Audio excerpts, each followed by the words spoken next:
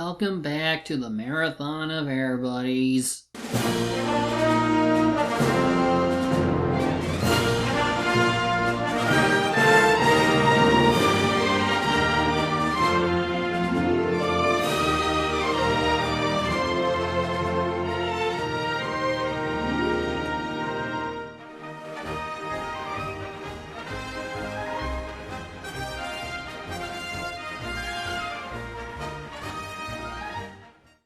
After going over what I'm to be reviewing, I am saddened that this is not some silly pirate movie, but also because of what they end up doing later, which makes me want to hit something. But in order to understand my frustration, we need to actually begin. And we open in a realistic desert, only to find a CGI city. It's only a model. It's here we get introduced to a couple of capuchin monkeys, Bobby and his nephew, Babu. The former taking him on as an apprentice and teaching him all about being an adventurer. What is the greatest treasure you ever found, Uncle Bobby? Oh, that is a very special story that Bobby has not told anyone. Tell Babu, please. Okay, it all happened when Bobby met the buddies. You know the buddies? Uncle Bobby not only friends with the buddies, but Bobby once saved their lives. Okay, so this movie is just a story being told by another character. But why would his nephew know about the buddies? Maybe that space adventure really did reach the whole world. Well, first he establishes the origins of a special treasure relating to the god Bastet, when a human adventurer named Thomas and his golden retriever named Digger look for clues. Leading to a great treasure, the lost collar of Cleopatra. Cleopatra? I don't like where this is going. Naturally, they have an Indiana Jones moment, with Digger having to pick up after his human. So obviously, after 40 years, nothing came of the other half of the dial, so he ended up retiring and moved to Fernfield. He opened up a museum that looks like that same damn building from Spooky Buddies. And it turns out Thomas's grandson is Pete, who happens to be Mudbud's owner, meaning this is his movie, so to speak. Speaking of buddies, only one actor changed for them this time. Butterball changed to Tucker Alberizzi. Apparently, this museum is closing down or something, since nothing really came of the other dial piece. Too bad about the treasure, though. What exactly was that about? The cat's eye necklace was believed to have magical powers. Legend has it Cleopatra had plotted to steal it. They say she wanted to change the order, making cats rulers over all Earth's creatures, including man. But somehow she was foiled by the legendary pup Boudassi. Cleopatra's necklace was never seen again. All we know is the order was changed and dogs became man's best friend and cats were banished. Oh god, this is the backstory to cats and dogs! What is it with dog movies trying to assert that dogs are so pure and perfect that only they can be man's best friend? Last movie we had an evil dog, but it's not like they explained why such an evil deity exists. Here though, it's just to explain why we have a cat villain. Say hello to Ubasti, who I wish was like Kitty Galore due to how bland she is. Did you see that? The cat's eyes moved. Huh. Must be one of those optical delusions. Oh, don't worry, B-Dog. Those cats are just statues. You seriously can't see that's a real cat right in front of you? Well, anyway, after Thomas gives Pete his old compass and Mudbud the bandana that Digger had, who apparently was his grandfather, meaning Buddy would have been his son, we meet our human antagonist, Philip Wellington, played by the late Edward Herrmann. You might know him best as Richard Gilmore from Gilmore Girls. He comes offering the other half of the dial that they were searching for, in exchange for coming along on an expedition to find Cleopatra's tomb. Yeah, why would humans give a damn about some pet to someone more important than them? Especially given who we learned who had the treasure last? Whatever, Philip convinces Thomas to come to Egypt with him and to bring Pete with him since he did promise to go camping with him. And, well, to be fair, I think a trip across the world would be a bit more exciting than a measly trip to the woods. They have to leave Mudbud behind, though, because Ubasti is allergic. Well, surely this trip will at least be okay, so long as there's no reason for the dogs to come. He won't be bringing you back anything, Dirt Bud. Huh? When we find the cat's eye jewel, it'll be mine, and cats will finally rule with me as their queen. Not if the buddies have anything to say about it. Bye-bye, Fleabag. Oh my god, you stupid, stupid cat! Why the hell would you tell him what your plan is? I don't care that he's a puppy. You do not reveal your evil plans. That only gets him wanting to go after you. So of course he assembles his siblings and head to the airport. You know that collar that Sniffer told us about? The one that could be the end of the all-dog kind? Yeah? Well, that creepy cat said she was gonna get the collar and use it to rule humans and dogs. I swear to Beerus, if this cat is implying that all cats want is to rule over humanity, and that is the only reason they exist, I will seriously... I know, it doesn't mean I have to like it. So they sneak into a box of TNT. I guess no one saw them while they were nailing it shut, and soon arrive in the land of where children's card games originated. While the buddies are still inside the box, Pete and his grandfather are taken to possibly the most unrealistic Arabian city ever. Now that I think about it, it isn't like Bobby has met any of these characters, until this point anyway, when the humans enter. So how the hell does he even know what transpired before this point? Mudbud would have loved this. Let me show you something, Peter. Mohammed Sputnik. What are they? Mohammed's. Dried seeds. Great for snacking.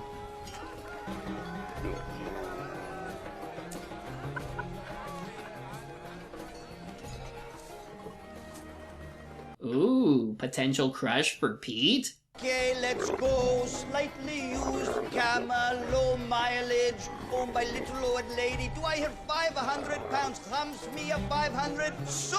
I don't think that's what they do in their country. Anyway, time for another Butterball moment. Only this time he thinks some of the TNT is cheese. By the time they reach market, they realize, oh snap, it was explosive. So what do you suppose happens next? No, seriously, take a wild guess as to what happens next. If you've been watching these up until this point, it should be a cakewalk for you.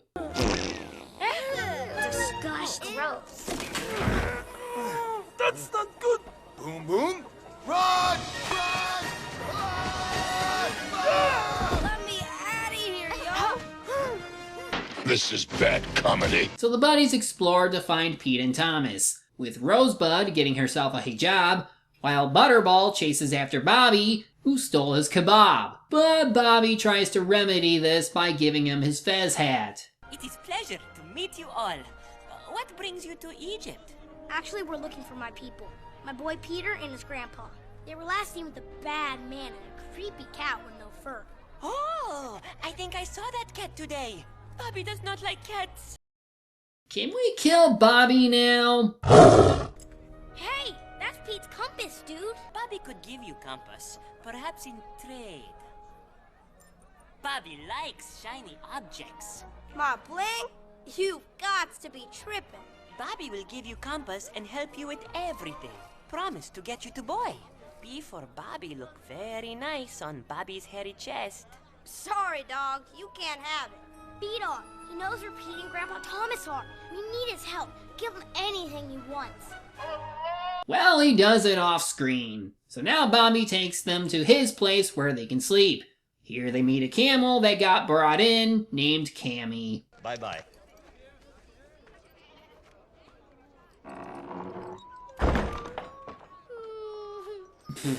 What? Hey, what's wrong, little camel? That mean human stole me from my mother, and he's trying to sell me. Odd. You look like you're already an adult as it is. Also, yes, it's Caitlin Maher again. Like I said, she seems to show up a lot in these Air Bud entertainment films. She wants to get back to her tribe and they agree to help her, but need to figure out how to get out first. Bobby goes out to look for information and he ends up finding the human group trying to figure out riddles relating to Cleopatra. Based on what's on the dial and Pete's observations, they need to place the dial on the obelisk in town so it can point to where they need to go. Also, there's this guy who keeps showing up like he knows something. I wonder if he's anything like Ardith Bay from The Mummy. So now that they know where they're going, which is apparently an oasis out in the desert, the buddies begin tracking them, but first... Wow, gnarly loogie do that. Come on, buddies, let's go.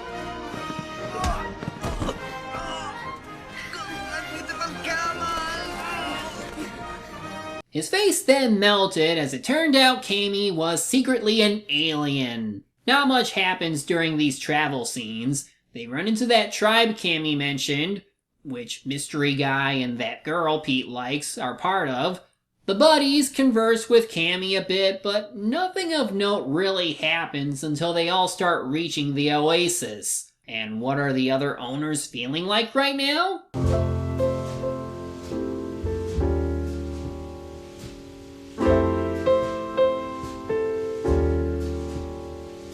I kid, of course. Though at this point, would they be surprised that their dogs keep disappearing constantly? Anyway, Thomas tells Pete about the cat's eye necklace and a more detailed story on why cats got the treatment they received. The cat goddess Bastet gave a special necklace with a cat's eye jewel to Cleopatra, the ruler of Egypt. Cleopatra's favorite feline, Cleocatra, was furious that Bastet gave the necklace to a human. She decided to steal the necklace, but a vigilant... Whoa. Movie, I know you're already botching history by throwing in some stupid anti-cat story into things, but really? A golden retriever in ancient Egypt? Those weren't a thing until the 19th century! You only did that just to further your pro-dog agenda, you freaking movie! Anyway, continue. And Cleopatra was so mad over being betrayed by her trusted cat that she used the necklace to make dogs man's best friend, and cats were banished from the palace. I don't even know where to begin. So, because one cat just happens to be angry that their own god gave a human a treasure that the human would punish an entire species instead of just that one freaking cat. I can't. This anti-cat garbage is just...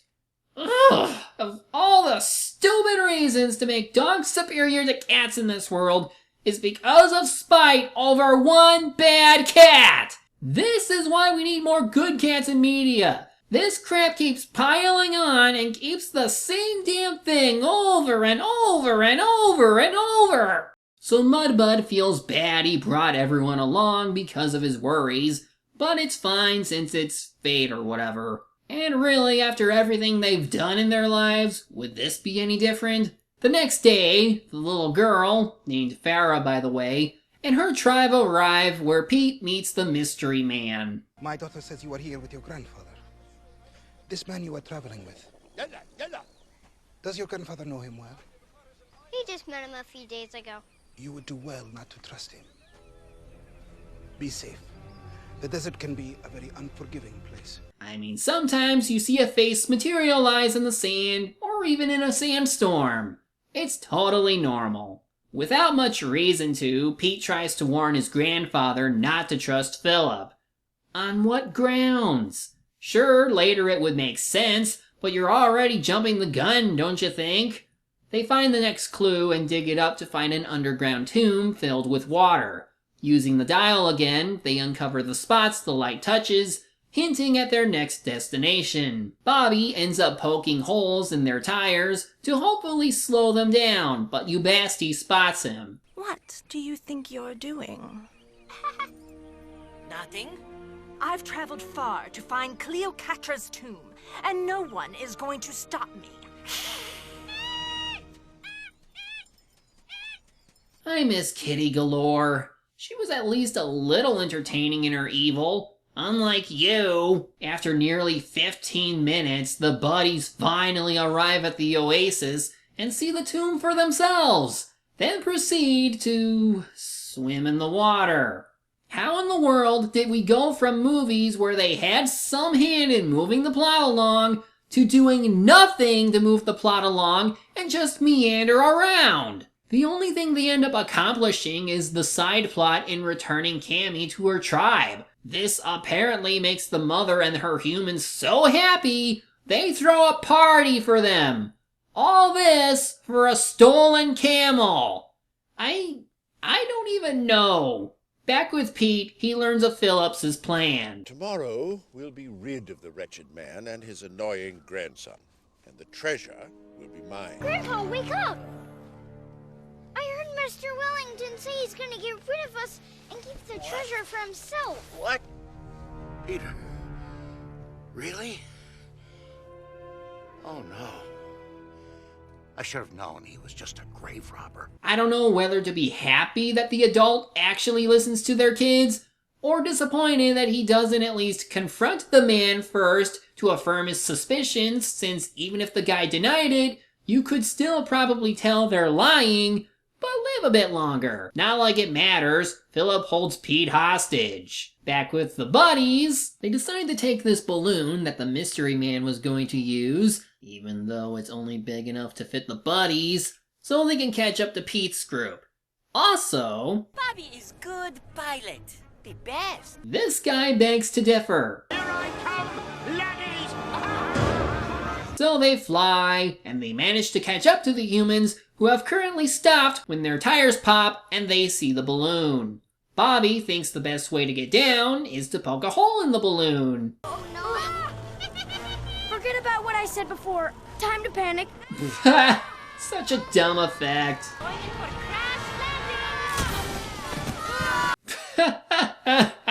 Best part of the movie, unfortunately.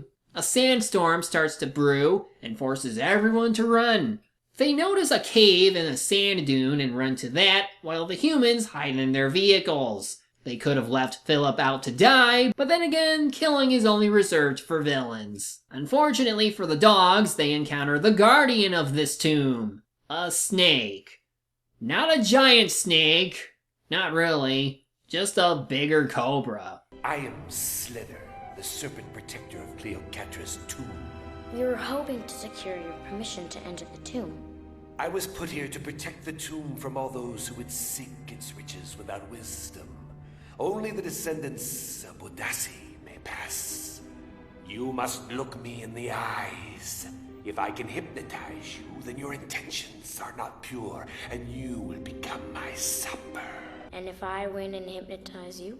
Then you are descendants of Boudassi, guardian of man, and I will let you pass. Gee, I wonder if these American golden retrievers are in any way related to the Egyptian golden retriever from the backstory.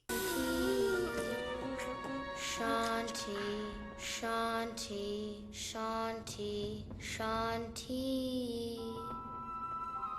He's gone. Buddha, you won. You are the descendants of Boudassi. What a shock! So now the buddies are actually ahead of the humans in progress and begin going through several traps while the humans are still getting through the front door. Took them this long to get the buddies engaged in anything remotely entertaining. Anyway, the buddies find the tomb and the treasure they've seeked. Too bad Ubasti's here, but then again, she is outnumbered. Guys, is it just me, or are those statues moving? I believe the numbers just got more in my favor. Blubber ball. Uh-oh. I'd like to remain optimistic, but they definitely don't seem friendly. Okay, it kinda makes sense they would be a trap, but why would they only do it after she showed up? And don't tell me she's the descendant of Cleopatra, because screw you. Oh, and because B-Dog is wearing the necklace, he's starting to become a cat. Okay. As they split up, we start seeing more progress by the humans to get inside. And I guess Pete has to jump on the squares after one of the goons falls into a pit and dies? Now, Tariq, you're next. Off you go! Wow, they actually had someone die for real and not cheese it. And even though these are statues, I kinda say these cats get killed off too, as 2 drown in quicksand, another pair falls into the snake pit, 2 get eaten off screen by scarabs, and the last 2 are presumably eaten by Slither, assuming he can eat through basalt. Pete and crew find the tomb and find it already plundered, while B-Dog, after chasing a mouse, finally removes the necklace on his own. Ubasti takes it and returns to the main room where this happens. Now's the time for cats to rule.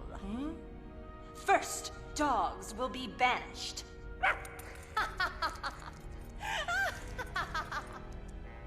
Your best friends here will be nothing more than my slaves.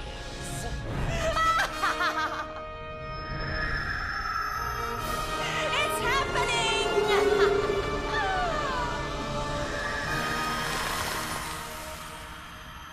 Well, it was pretty much expected the cat villain gets offed off. At least it wasn't as humiliating as the Halloween Hound's demise. Oh look, a mound of treasure! Time for a sword fight! On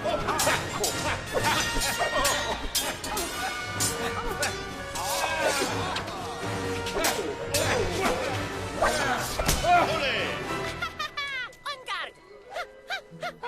And Joyce! And Betty! And Bobby! Help sword fight bad man! But how could you sword fight if you weren't there, Uncle Bobby? Good question! You want me to tell this story or not? Now, the ending is coming soon. Hold on to your banana. Good night, everybody. What happened? It says here there was a curse put on the gem to prevent any cat from misusing it again. If a cat was greedy for power, it would get everlasting life, but in the form of a statue. Okay, never mind the fact you chose to finish your sentence as he was starting to get up, but you mean to tell me that Bastet specifically chose cats as the one to be cursed if they tried being bad and not just anyone wearing the necklace? Even the cat god doesn't trust her own species! Just to hell with this movie! So Philip tries to escape, somehow bypassing all the traps, which seem to have deactivated, when Bobby shows up with the tribe the buddies befriended and basically stop him from stealing the necklace. Turns out Mystery Man was part of a Secret Service group, because of course you gotta have one of those. Whatever, party time! Thank you for your great discovery, Mr. Howard. The Egyptian government is most grateful and is willing to compensate you for your efforts, of course. You are a national hero. He didn't really do anything outside finding the tomb. So because of their accomplishment, they're allowed to bring the necklace home to keep the museum open. And they even installed a security system so no one can ever possibly steal the treasure. No man will be able to get through that.